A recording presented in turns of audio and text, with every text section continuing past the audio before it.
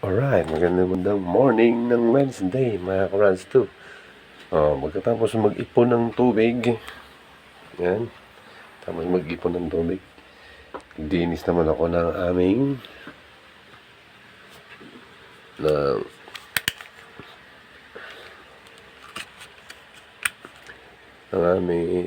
kalan, yan, kasi puro mantika na, yan, aming lababo, yan, dinis ko. Nag-brown out kasi kaninang mga 4 squat nang namatay yung ilaw. Dilim.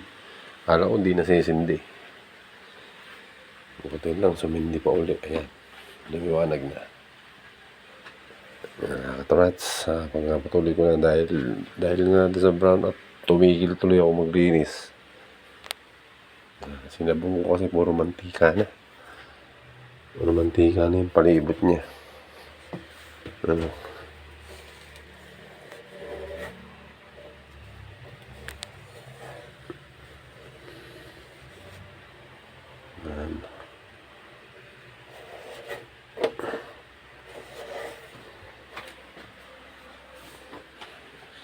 Alright.